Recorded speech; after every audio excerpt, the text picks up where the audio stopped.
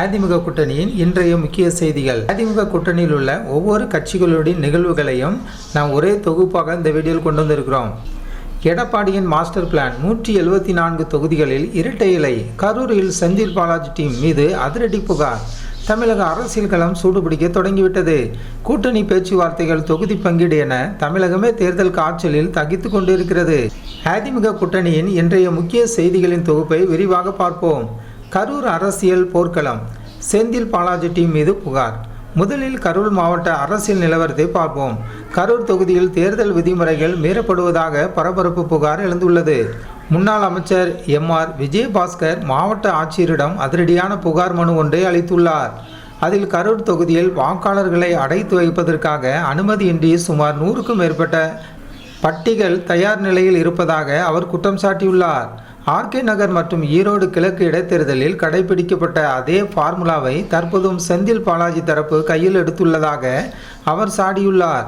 எந்தவித அனுமதியுமின்றி அமைக்கப்பட்டுள்ள இந்த பட்டியல்கள் குறித்து உரிய நடவடிக்கை எடுக்க வேண்டும் என புகைப்பட ஆதாரங்களுடன் அவர் புகார் அளித்துள்ளது கரூரில் பெரும் பரபரப்பை ஏற்படுத்தியுள்ளது. டெல்லி பயணம் வெற்றி. அமித்ஷாவிடம் எடப்பாடி பழனிசாமி போட்ட கணக்கு. அடுத்ததாக தமிழக அரசியலின் ஹாட் டாபிக் எடப்பாடி பழனிசாமியின் டெல்லி பயணம். அதிமுக பாஜக இடையே தொகுதி பங்கீட்டில் நீண்ட நாட்களாக இழுபறி நீடித்து வந்தது நமக்கு தெரியும். பியூஷ் கோயல் 2 முறை தமிழகம் வந்தும் தீராத சிக்கல் தற்போது ஒரு முடிவுக்கு வந்துள்ளதாக தெரிகிறது. கிடைத்துள்ள தகவலின்படி அமித்ஷா உடனான சந்திப்பில் எடப்பாடி பழனிசாமி மிக தெளிவாக தனது காய்களை நகர்த்தியுள்ளார். குறிப்பாக 2029 லோக்சபா தேர்தலை மையமாக வைத்து அவர் முன்வைத்த வாதங்கள் பாஜக மேலிடத்தை யோசிக்க வைத்துள்ளன.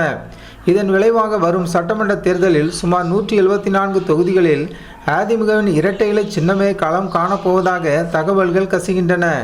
இது அதிமுக தொண்டர்களிடையே பெரும் உற்சாகத்தை ஏற்படுத்தியுள்ளது.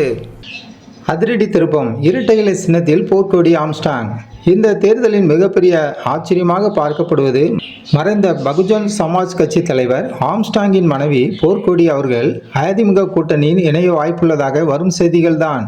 சமூக நீதிக்காகவும் ஒடுக்கப்பட்ட மக்களின் குரலாகவும் 17 ஆண்டுகள் பிஎஸ்பி கட்சியில் பணியாற்றிய ஆம்ஸ்டாங்கின் மறைவுக்கு பிறகு அவரது மனைவி போர்க்கொடிக்கு அதிமுக சார்பில் இரட்டை இலை சின்னத்தில் போட்டியிட ஒரு சீட் ஒதுக்கப்பட வாய்ப்புள்ளதாக தெரிகிறது.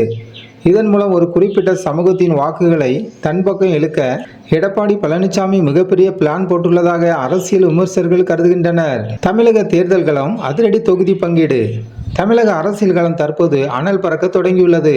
சட்டசபை தேர்தலுக்கான தேதிகள் அறிவிக்கப்பட்டுள்ள நிலையில் கூட்டணிகளுக்கு இடையே தொகுதி பங்கீடு இறுதி கட்டத்தை எட்டியுள்ளது.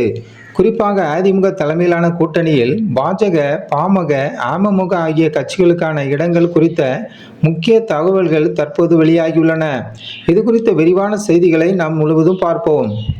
தேர்தல் திருவிழா. முக்கிய செய்திகள். தமிழகத்தின் ஜனநாயக திருவிழாவிற்கான கவுண்டவுன் தொடங்கியுள்ளது.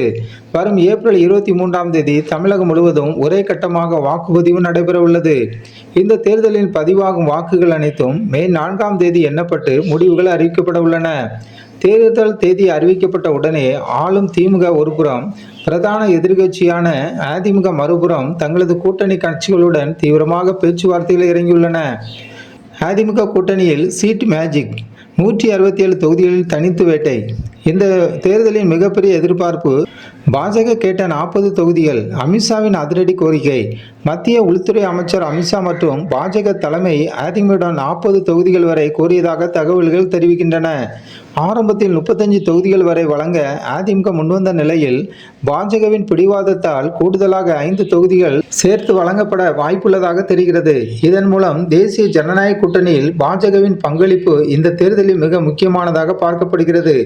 பாமக மற்றும் அமமுகவிற்கு எத்தனை இடங்கள்? கூட்டணியின் மற்ற முக்கிய கட்சிகளான பாமகவிற்கு 18 தொகுதிகளும், டிடிவி தினகரன் தலைமையிலான அம்மா மக்கள் முன்னேற்ற கழகத்திற்கு 9 தொகுதிகளும் ஒதுக்கப்படலாம் என அரசியல் வட்டாரங்கள் தெரிவிக்கின்றன. வட மாவட்டங்களில் பாமகவின் செல்வாக்கும், தென் மாவட்டங்களில் அமமுகவின் வாக்குகளும் அதிமுக கூட்டணிக்கு மிகப்பெரிய பலமாக அமையும் என எதிர்பார்க்கப்படுகிறது. சிறிய கட்சிகளுடன் சேர்த்து மற்ற இடங்கள் பகிர்ந்தளிக்கப்பட உள்ளன. இறுதி முடிவை நோக்கி என்டிஏ கூட்டணி. தற்போது வரை வெளியாகியுள்ள இந்த தகவல்கள் அனைத்தும் முதற்கட்ட பேச்சுவார்த்தையின் அடிப்படையில் அமைந்தவை. இன்னும் ஓரிரு நாட்களில் என்டிஏ கூட்டணியின் அதிகாரப்பூர்வ தொகுதி பங்கீடு பட்டியல் வெளியாகும் என எதிர்பார்க்கப்படுகிறது. 170க்கும் மேற்பட்ட இடங்களில் அதிமுகவும் மீதமுள்ள இடங்களில் கூட்டணி கட்சிகளும் களங்காண்பது உறுதியானால் இந்த தேர்தல்களும் ஒரு மிகப்பெரிய போர்க்களமாக மாறும் என்பதில் சந்தேகமில்லை. தமிழக அரசியலின் அடுத்த கட்ட நகர்வுகள் என்ன என்பதை நாம் விரைவில் பார்ப்போம். அண்ணாமலை மற்றும் IPS அதிகாரி. பழனி தொகுதியில் அனல் பறக்கும் தேர்தல் களம். தமிழக அரசியலில் அடுத்த அதிரடி மாற்றத்திற்கு வித்திடப் போகிறதா பாஜக? முருகனின் அறுபடை வீடுகளில் ஒன்றான பழனி தொகுதியை மையமாக வைத்து பாஜக மேலிடம் போட்டுள்ள மாஸ்டர் பிளான் என்ன? IPS அதிகாரி அண்ணாமலைக்கு எதிராக மற்றொரு முன்னாள் IPS அதிகாரி களமிறக்கப் போகிறாரா? இது குறித்த விரிவான தகவல்களை இந்த வீடியோவில் நாம் பார்ப்போம். தமிழக பாஜக தலைவர் அண்ணாமலை அவர்கள் வரும் சட்டசபை தேர்தலில் போட்டியிடுவாரா மாட்டாரா என்ற கேள்வி கடந்த சில மாதங்களாகவே அரசியல் வட்டாரத்தில் பேசும் பொருளாக இருந்தது. தொடக்கத்தில் தான் போட்டியிடப் போவதில்லை என்று அவர் கூறி வந்தாலும் பாஜக மேலிடமோ அவரை ஒரு நட்சத்திர வேட்பாளராக களமிறக்க தீவிரமாக ஆலோசித்து வருகிறது. பழனி தொகுதியை தேர்ந்தெடுத்தது ஏன்? திண்டுக்கல் மாவட்டத்தில் அமைந்துள்ள பழனி தொகுதி முருகனின் 3ஆம் படை வீடாக போற்றப்படுகிறது. ஆன்மீக அரசியல் மற்றும் இந்துத்துவ வாக்குகளை ஒருங்கிணைக்க பழனி ஒரு மிக சிறந்த களம் என்பது பாஜகவின் கணக்கு. கடந்த சில ஆண்டுகளாக அண்ணாமலை முன்னெடுத்து வரும் யாத்திரைகள் மற்றும் ஆன்மீக ரீதியான பேச்சுகள் அந்த பகுதியில் பெரும் வரவேற்பு பெற்றுள்ளன. IPS மற்றும் IPS மகுடம் சூடப்போவது யார்? இங்குதான் ஒரு பெரிய திருப்பம் ஏற்படுகிறது. அண்ணாமலை அவர்கள் முன்னாள் IPS அதிகாரி என்பது நாம் அனைவரும் அறிந்தது. அவருக்கு போட்டியாக தமிழகத்தின் ஆளுங்கட்சியான திமுக தரப்பிலோ அல்லது வேறு முக்கிய கட்சியிலோ ஒரு முன்னாள் IPS அதிகாரியை களமிறக்க திட்டமிட்டு வருவதாக தகவல்கள் கசிகின்றன. அப்படி நடந்தால் தமிழக தேர்தல் வரலாற்றிலே முதல் முறையாக IPS to IPS என்ற நேருக்கு நேர் மோதலை பழனி தொகுதி சந்திக்கும். பாஜகவின் மாஸ்டர் பிளான் என்ன? தமிழகத்தில் பாஜகவின் வளர்ச்சி அண்ணாமலையின் செயல்பாடுகள் அடுத்த கட்டத்திற்கு எடுத்து சென்றுள்ளன. குறிப்பாக இளைஞர்கள் மற்றும் படித்த வாக்காளர்கள் மத்தியில் அவருக்கு இருக்கும் செல்வாக்கை வாக்குகளாக மாற்ற ஒரு வலுவான தொகுதி அவருக்கு தேவைப்படுகிறது. பழனியில் வெற்றி பெற்றால் அது தென் தமிழகத்தில் பாஜக காலுண்ட ஒரு மிகப்பெரிய நுழைவாயிலாக அமையும் என்று டெல்லி தலைமை கருதுகிறது. அண்ணாமலை பழனியில் போட்டியிடுவது உறுதி செய்யப்பட்டால் அந்த தொகுதி தமிழகத்தின் நட்சத்திர தொகுதியாக மாறும் என்பதில் சந்தேகமில்லை. ஆளுங்கட்சியின் வியூகம் என்னவாக இருக்கும்? அண்ணாமலையின் வேகம் வாக்குகளாக மாறுமா? பொறுத்திருந்து பார்ப்போம். அடுத்ததாக தமிழக அரசியல் களம், அதிமுக பாஜக கூட்டணி மற்றும் தொகுதி பங்கீடு. தமிழக அரசியல் களம் தற்போது உச்சக்கட்ட பரபரப்பில் உள்ளது. வரவிருக்கும் சட்டசபை தேர்தல் அதிமுக மற்றும் பாஜக மீண்டும் கைகொடுத்துள்ள நிலையில் தொகுதி பங்கீடு குறித்து முக்கிய தகவல்கள் தற்போது வெளியாகியுள்ளன. இது குறித்து நாம் இந்த வீடியோவில் இன்னும் விரிவாக பார்ப்போம். தமிழகத்தில் மீண்டும் ஒரு பலமான கூட்டணி அதிமுக மற்றும் பாஜக அமைத்துள்ள தேர்தல் தேதி நெருங்கி வரும் நிலையில் இரு கட்சிகளும் இடையே தொகுதி பங்கீடு தொடர்பான பேச்சுவார்த்தைகள் தீவிரமாக நடைபெற்று வருகின்றன. தற்போது கிடைத்துள்ள தகவலின்படி அதிமுக கூட்டணியில் பாஜக குறைந்தபட்சம் 40 தொகுதிகளை குறிவைத்துள்ளதாக தெரிகிறது. பாஜகவின் கணக்கு என்ன? கடந்த 2021 சட்டசபை தேர்தலில் 20 இடங்களில் போட்டியிட்டு 4 இடங்களில் வெற்றி பெற்ற பாஜக இந்த முறை தனது பலத்தை இரட்டை இலக்கத்தில் நிர்ணயித்துக் கொள்ள துடிக்கிறது. குறிப்பாக கடந்த 2024 லோக்சபா தேர்தலில் தனித்து நின்று 18.27% வாக்குகளை பெற்றிருந்தது பாஜக மேலிடத்திற்கு பெரும் நம்பிக்கையை அளித்துள்ளது. முக்கிய தொகுதி எவை? பாஜக தனது பல வாய்ந்த இடங்களாக கருதும் சில குறிப்பிட்ட பகுதிகள் கூடுதல் தொகுதிகளை கேட்டு அதிமுகவுக்கு அழுத்தம் கொடுத்து வருகிறது. தென் மாவட்டங்கள், கன்னியாகுமரி உள்ளிட்ட தென் தமிழக பகுதிகள், கொங்கு மண்டலம் குறிப்பாக கோயம்புத்தூர் மற்றும் அதனை சுற்றியுள்ள பகுதிகள், தலைநகர் சென்னை, சென்னையின் முக்கிய தொகுதிகள்.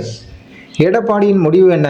பாஜகவின் இந்த 40 தொகுதிகள் கோரிக்கை அதிமுக பொதுச்செயலாளர் எடப்பாடி பழனிசாமி அவர்கள் சம்மதம் தெரிவிப்பாரா என்பதை இப்பொழுது $1 மில்லியன் கேள்வியாக எழுந்துள்ளது. பாஜக கேட்கும் தொகுதிகள் அதிமுகவின் கோட்டைகளாக கருதப்படுவது என்பதால் தொகுதி பங்கீட்டில் தொடர்ந்து இழுபறி நீடித்து வருகிறது. மீண்டும் கூட்டணி அமைந்துள்ள இந்த இரு கட்சிகளுக்கும் தங்களுக்குள் இருக்கும் தொகுதி பகிர்வு சிக்கல்களை கலைந்து எப்போது அதிகாரப்பூர்வ அறிவிப்பை வெளியிடுவார்கள் என்பதை பொறுத்திருந்துதான் பார்க்க வேண்டும். அடுத்ததாக அதிரடியில் இறங்கிய எடப்பாடி. பாஜகவின் திடீர் ட்வீட். 2026 தேர்தல் களத்தில் நடப்பது என்ன? தமிழக அரசியல் களம் 2026 சட்டமன்ற தேர்தலை முன்னிட்டு தகித்து கொண்டு இருக்கிறது. கூட்டணி கணக்குகள், தொகுதி பங்கீடுகள் என ஒவ்வொரு கட்சியும் காய்களை நகர்த்தி வரும் நிலையில் இன்றைய முக்கிய அரசியல் நகர்களாக விரிவாக பார்க்கலாம். தேர்தல் அறிவிப்பு வெளியானது முதலே ஆளுங்கட்சியான திமுக பட்டு வேகமாக செயல்பட்டு வருகிறது. ஏற்கனவே தனது கூட்டணி கணக்குகளுடன் பல கட்ட பேச்சுவார்த்தைகளை நடத்தி முடித்துள்ள முதலமைச்சர் மு.க.ஸ்டாலின் தலைமையிலான திமுக கிட்டத்தட்ட 50% தொகுதி பங்கீட்டுகளை பணிகளை அமைதியாக செய்து முடித்துள்ளது. இது மற்ற கட்சிகளுக்கு பெரும் சவாலாக மாறியிருக்கிறது. அதிமுக பாஜக கூட்டணி இழுபறி. அதே சமயம் எதிர்க்கட்சியான அதிமுக மற்றும் அதன் தோழமை கட்சியான பாஜக இடையே தொகுதி பங்கீட்டில் இன்னும் ஒரு தெளிவான முடிவு ஏற்படவில்லை. எடப்பாடி பழனிசாமி அவர்கள் டெல்லி பயணம் மேற்கொண்டு மேலிட தலைவர்களுடன் ஆலோசனை நடத்தி வரும் நிலையில் இன்று தமிழகம் வரவிருந்த பாஜக தேர்தல் பொறுப்பாளர் பியூஷ் கோயலின் பயணம் திடீரென ஒத்திவைக்கப்பட்டுள்ளது. இது அரசியல் வட்டாரத்தில் பெரும் பரபரப்பை ஏற்படுத்தியுள்ளது.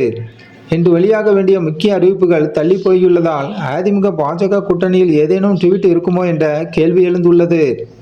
அண்ணாமலை மற்றும் எல் முருகனின் தேர்தல் வியூகம். பாஜகவை பொறுத்தவரை இந்த முறை மிக வலிமையான வேட்பாளர்களை களமிறக்க திட்டமிட்டுள்ளது. தமிழக பாஜக தலைவர் அண்ணாமலை கோவையின் முக்கிய தொகுதியான சிங்கானூரில் போட்டியிடுவார், இல்லென்றால் பழனி தொகுதியில் போட்டியிடுவார் என்று தெரிகிறது.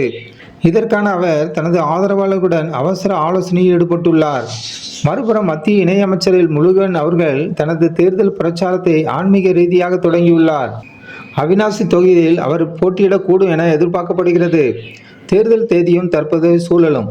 தமிழக சட்டமன்ற தேர்தல் வரும் ஏப்ரல் 23 ஒரே கட்டமாக நடைபெற உள்ளது. இன்னும் சரியாக ஒரு மாத காலமே உள்ள நிலையில் வேட்பாளர் பட்டியல் எப்பொழுது வெளியாகும் என தொண்டர்கள் காத்து கிடக்கின்றனர். டெல்லியில் எடப்பாடி பழனிசாமி எடுக்கும் முடிவு என்ன? பியூஷ் கோயலின் பயணம் ஒத்திவைக்கப்பட்டது ஏன்? தமிழக அரசியலின் அடுத்த கட்ட நகர்வுகளை தெரிந்து கொள்ள நமது ஜனநாயகம் டிவி சேனலை சப்ஸ்கிரைப் செய்யுங்கள். ஜனநாயகம் டிவி சேனலுக்கு புதியவராக இருந்தால் ஜனநாயகம் டிவி சேனலை சப்ஸ்கிரைப் செய்யுங்கள்.